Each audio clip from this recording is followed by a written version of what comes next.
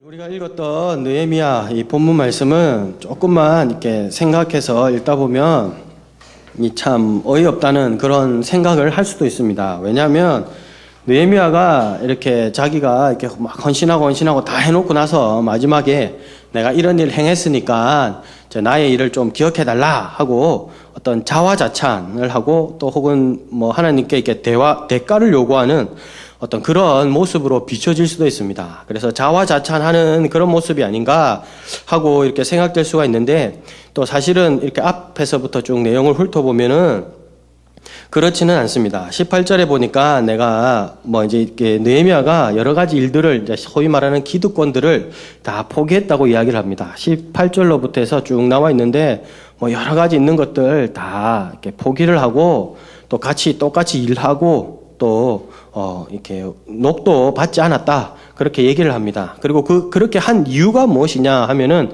18절 후반전에 보니까 이 백성의 부역이 너무 심했다라고 이야기를 하고 있고, 그리고 또 이렇게 심한데 내가 왜 굳이 내 것까지 이렇게 포기를 했느냐? 그게 15절에 나와 있습니다. 15절 끝에 나는 하나님을 경외함으로 이같이 행하지 아니하고 라고 되어 있습니다. 즉 느헤미야가 자신이 가지고 있었던 것을 다 내려놓고 주님 앞에 이제 나아갔던 이유는 내가 주님 앞에 헌신하고 정직하고 주님 앞에 믿음으로 이 일을 했습니다 라는 것을 강조하기 위해서 어떤 교만이나 잘난 척하는 거나 그런 게 아니라 내가 믿음으로 이 일들을 했습니다. 내가 믿음 가운데에 나의 전 삶을 있는 것들을 다 내려놓고 주님께 온전히 맡깁니다 하는 그런 믿음의 고백으로 볼 수도 있습니다. 이 비슷한 것이 이제 우리가 아는 히스기야의 기도도 있습니다. 히스기야가 면벽 기도할 때 흔히 이제 벽 보고 하는 그 기도를 할 때 자신이 다 죽게 되었을 때 하나님 앞에 기도하면서 그때 행하는 소위 말하는 하나님과 딜을 합니다. 내가 주님 앞에서 행했던 진실과 전심으로 행했던 일, 그리고 주의 목전에서 했었던 선한 일을 기억하여 주옵소서라고 그럽니다. 내가 주님 앞에서 했었던 이런 일들, 이런 것 있으니까 이거 기억하여 주시고 내 생명을 연장시켜 주십시오. 하나님께서 또 응답하셨습니다. 내가 내 기도를 들었고 눈물을 보았다. 그러면서 이렇게 생명이 15년이 또 늘어납니다. 앞서 느헤미야도 이렇게 또 기도하고 나니까 막 기억해 주십시오 하고 나니까 하나님께서 은혜 내려주셔서 성벽 재건을 52일 만에 합니다. 52일 만에 그 큰 그 성벽을 하니까 뭐 부실 공사가 아니냐 하는데 나름대로 최고의 나중에 이 무너질 때까지 그 터가 굳건하게 그 뿌리가 남아있을 정도로 아주 착실하게 진행했을 때 그것이 52일 만에 3분의 1가량을 단축시켰다는 그런 이야기도 있는데 그 정도로 52일 만에 해내는 그런 기적을 이루었고 느헤미야도 하나님 앞에 딱 내어놓고 했을 때 생명 연장이 15년 되었습니다. 그러니까 뭐 헬리코박터균 뭐 생명 연장의 꿈, 이 헬리코박터균이 아니라 하나님께 기억된 바 되니까 생명 연장이 되더라는 겁니다. 그래서 히스기야나 이런 인물들 나중에 절제절명의 순간 때 자신들의 내놓을 히든 카드들이 하나씩은 다 있었다는 사실입니다.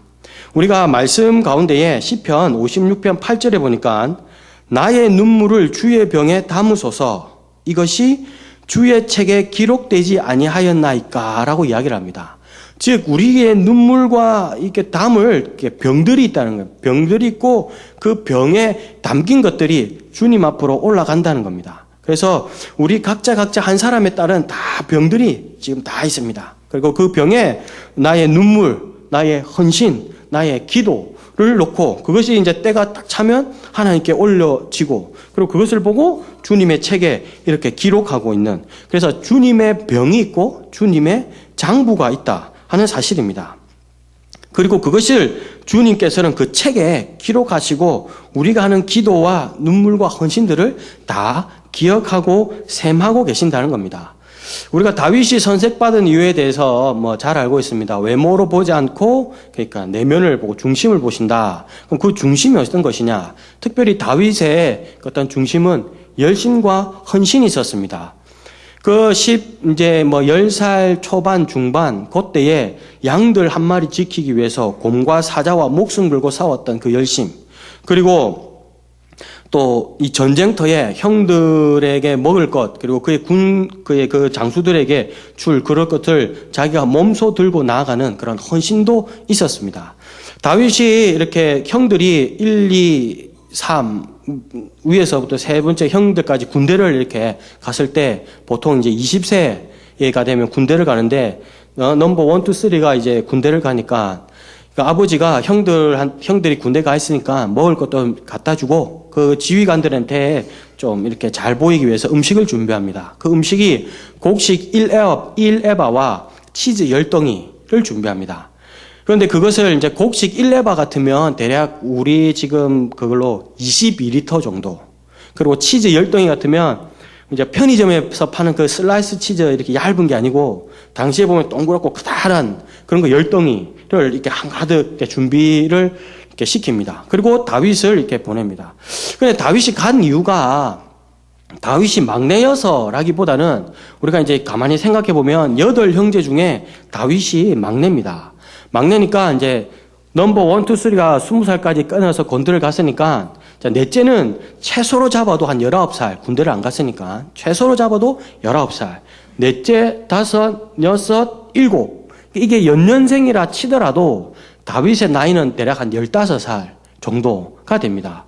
중학교 1, 2학년 되는 그 친구가 22리터 콜라 PT병 20개를 들고 치즈 10덩이 이만큼을 가득 들고 가기는 아무래도 무리였을 겁니다. 그러니까는 아버지 입장에서 보내면 막둥이 그 비리비리한 거 보내기보다는 이제 고3쯤 되는 좀 그래도 골격이 있는 그리고 이제 앞으로 또 이제 군대도 갈 거니까 미리 가서 이제 인사도 드리고 뭐 해라고 해서 넷째나 다섯째를 보내면 되는데 말째가 다윗이 갔다는 겁니다.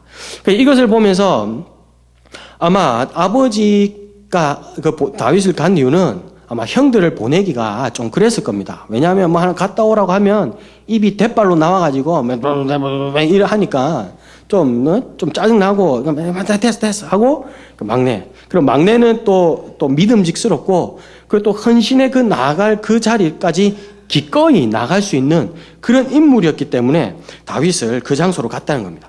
다윗이 그렇게 22리터 그 치즈 10덩이를 들고 나간 그 자리에서 누구를 만납니까? 바로 골리앗을 만나게 되는 겁니다.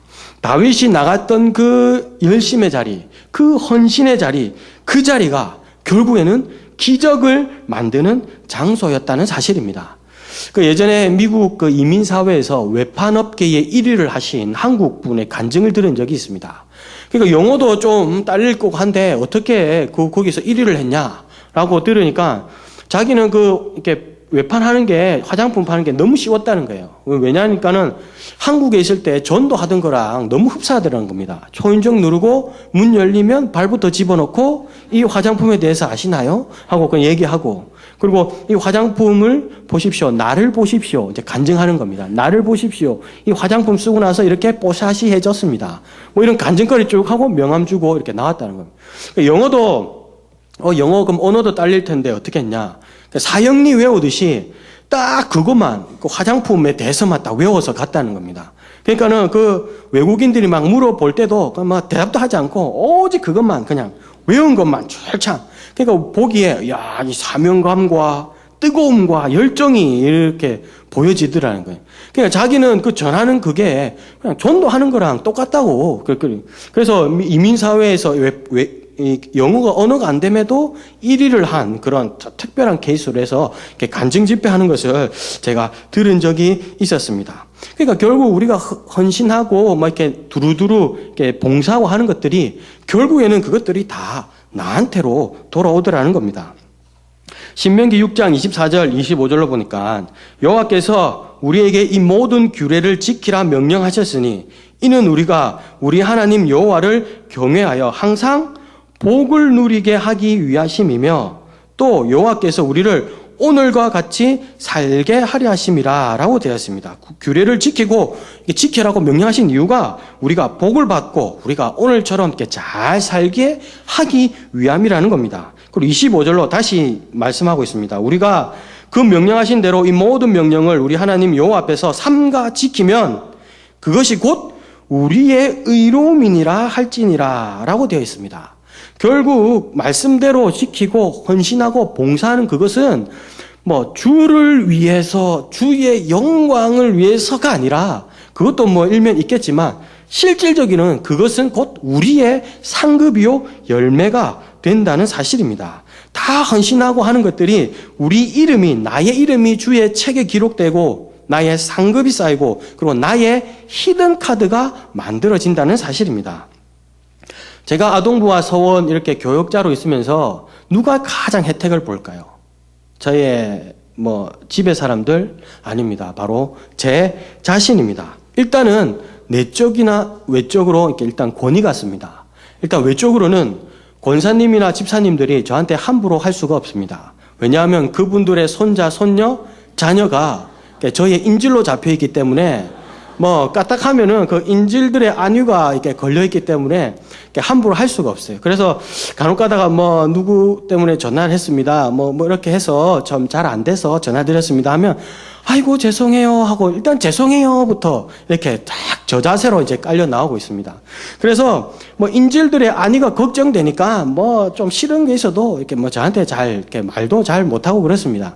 그럼에도 불구하고 간혹 가다가 이제 예외가 있기는 있습니다. 얼마 전에 저희 서원에서 교사를 좀 이렇게 해달라고 이렇게 전화를 드리고 이렇게 좀 이렇게 부서에서 하고 했는데 그걸 거절을 하더라고요. 그래서 인질들의 안위를 전혀 걱정하지 않으시고 이제 배짱인지 믿음인지 모르겠지만 그거를 거절하셨다고 하더라고요. 또 물론 거절했다고 해서 제가 그것을 기억하고 꽁에 있는다든지 혹시 또 그들의 자녀에게 위해를 가한다든지 그런 일은 없어야 될 것 같기는 한데 또 사람 일이란 게 잘 모르니까 어찌 될지 이렇게 봐야지 사람이 다 죄인이고 실수하고 그러니까 이제 그렇다고 생각이 되긴 되는데 아직 또 시간도 있고 이렇게 기회도 이렇게 있으니까 알아서 잘 또 이제 이렇게 또 판단하고 행동하시리라 생각하는데 어쨌든 그런 일단 권위 같습니다. 그리고 내적으로도 또 권위 같어요. 집에 가면은 이제 아이들이 이렇게 같이 막 이야기를 합니다. 막 하다가 교회를 하고 하다가 아빠 말대로 해. 아빠 전도사야라고 그럽니다. 그러면 어쩌라고 그럽니다. 집에서는. 그러다가 이제 주일날 예배를 딱 드리고 가면은 눈빛이 달라져요. 이제 앞에서 이제 저희 집 애들하고 같이 아동부에 있으니까 앞에서 제가 막 찬양 인도하고 또 말씀 전하고 하니까 또 와 하고 이렇게 보는 것 같습니다. 그래서 주일날 가면은 또 말이 이제 말빨이 이렇게 먹힙니다. 이거 해 하면은 이렇게 하고 그러다가 이제 금요일쯤 되면 이제 약발이 살 떨어져서 어쩌라고 하다가 주일날 되면 다시 올라갔다가 또 금요일 되면 쭉 내려갔다가 주일날 되면 다시 이런 사이클이 쫙 가다가 점점 이제 부모에 대한 어떤 권위도 쌓일 거라고 생각을 하고 있습니다. 그래서 이렇게 쭉 가고, 그래서 어떤 영적으로나 내적으로나 이렇게 어떤 권위가 또 이렇게 만들어지는 것 같고, 그리고 또 다음으로는 저한테 또 큰 이익이 있는데, 그게 뭐냐면 바로 이 객관적인 시야가 이렇게 넓어진다는 사실입니다. 제가 작년으로 기억하는데, 이제 저희 집 큰애가 이제 1학년 때, 이거 유년부에서 이제 예배 드리는데, 제가 우연찮게 이제 유년부 예배 인도를 하러 간 적이 있었습니다. 그때 이제 저희 집 큰 딸이 그 유년부에 있었는데, 제가 유년부 같이 예배를 드리면서 처음으로 이제 예배를 드리게 되었습니다. 예배를 드리면서 저는 그 예배 드린 모습을 보고 정말 이 뒤통수에 큰 해머로 뒤통수를 맞은 그런 느낌이었습니다. 가만히 서서 막 손이라면서 이렇게 나는 율동하고 있는데 혼자서 막 이러고 있는, 그게 저에게는 굉장히 충격이었습니다, 사실. 왜냐하면 집에서는 찬양도 곧잘 했었고, 그리고 나름대로 막 궁딩이 흔들거리면서 좀 율동도 했는데, 예배 드리는 그 모습에 무슨 마네킹 하나 세워놓은 듯한 그런 그 모습을 보고 제가 굉장히 충격을 받았습니다. 그런데 그럼에도 불구하고 저는 이제 당황하지 않았죠. 왜냐하면 제가 현장에서 보아왔었던 것들이 있었거든요. 그게 뭐냐면, 학교에 이제 중학교에 상담교사나 학원에서 이제 상담하면서 봤었던 것들이 있는데, 그게 뭐냐면 부모만큼 자기 자녀를 모르는 사람도 드물다는 사실이었습니다. 다시 말하면 부모가 자기 자녀를 제일 모른다는 사실이었습니다. 대개 보면 크게 두 가지가 있습니다. 상담하러 오시는 분들을 보면 자기 자녀는 이거 큰일 났다는 거예요. 이게 커서 뭐 될지 내가 진짜 걱정이 된다는 겁니다. 집에 가면 뭐 숙제도 안 하고 뭐도 안 하고 다 안 한다는 거예요. 그래서 되게 걱정이라는 겁니다. 그런데 그 얘기를 듣고 이제 그 아이를 이렇게 쭉 가만히 보면 다 잘해요. 학생들 간의 교우 관계도 좋고 예의도 있고 뭐 리더십도 있고 막 두루두루 다 잘합니다. 공부 빼고는 다 잘해요. 공부 빼고는 다 잘해요. 근데 공부 그것도 사실 뭐 저것만 저아빠 닮아서 그런데 그거를 또 뭐라 할 수도 없는 거고 그거 빼고는 다 잘합니다. 또 반대로 또 오는 분들을 보면 우리 애는 뭐 다 정말 손대 뭘 할 게 없다는 거예요. 다 하고 지가 알아서 집에서 다 하고 다 한다는 거예요. 그런데 밖에서 보면은 공부 빼고는 다 못해요. 공부 빼고 뭐 애들하고의 관계도 그렇고 막 성격 파탄에다가 막 싸가지가 바가지고 막 그런 애들이 있습니다.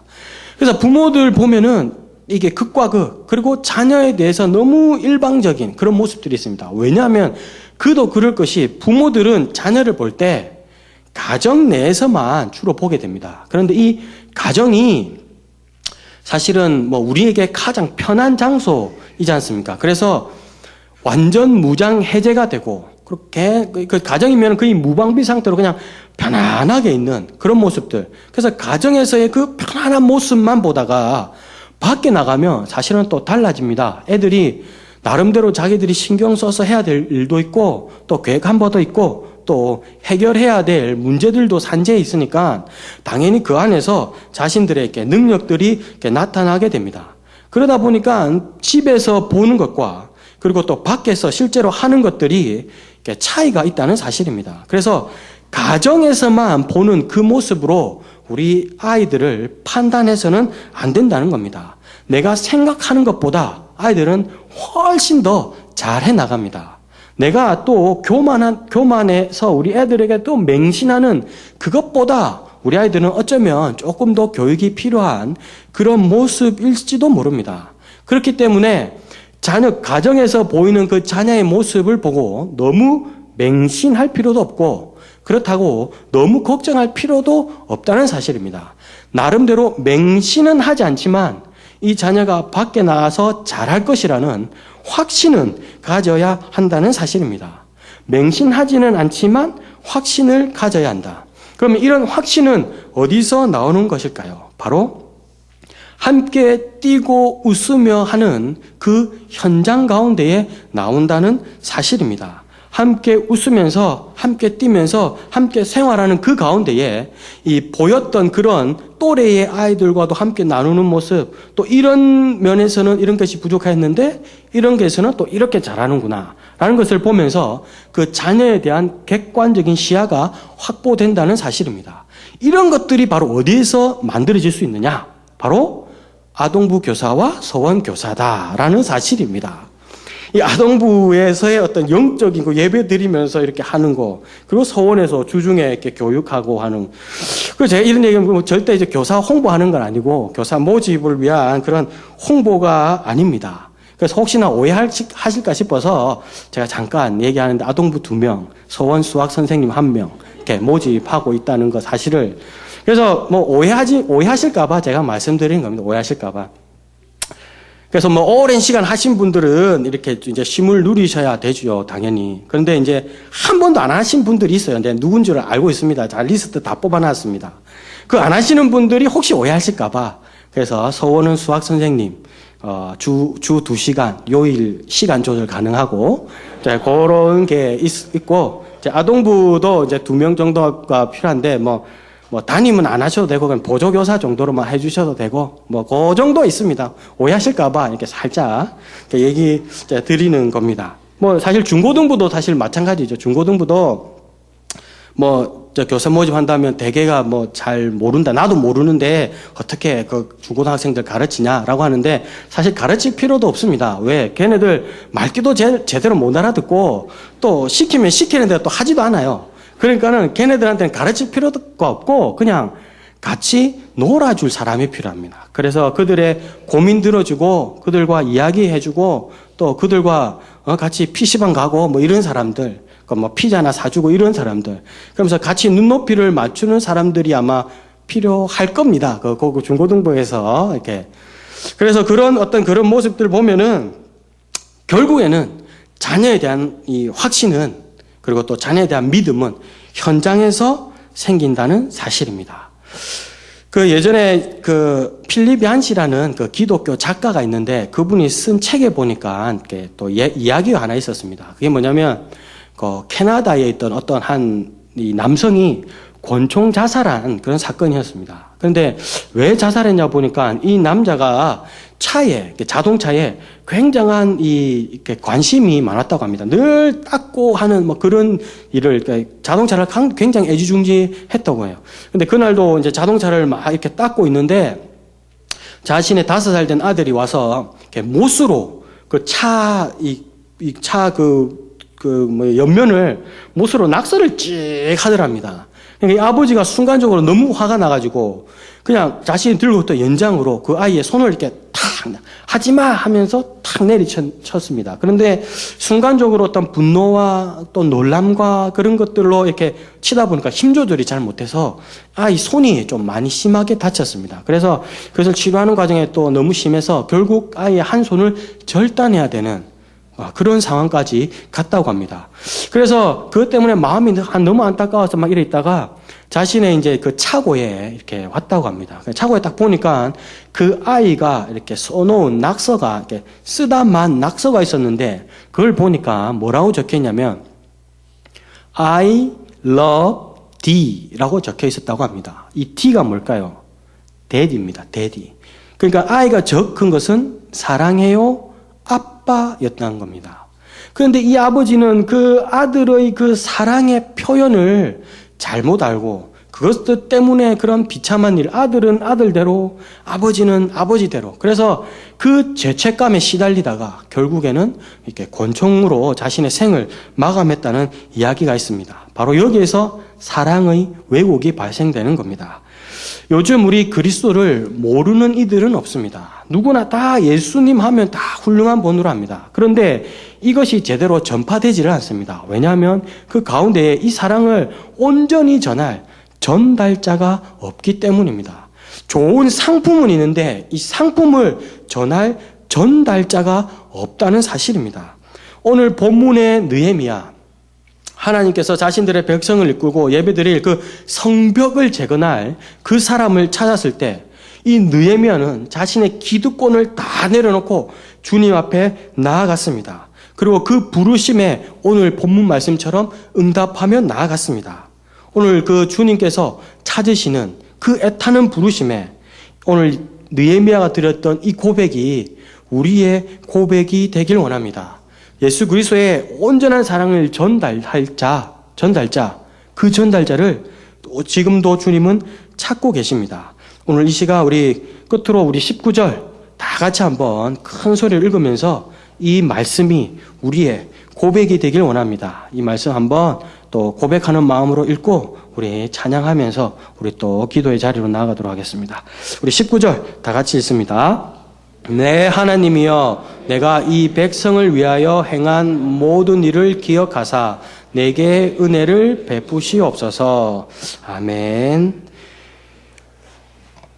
기도하도록 하겠습니다. 우리의 머리털 한 올까지도 셈하시는 주님, 교회를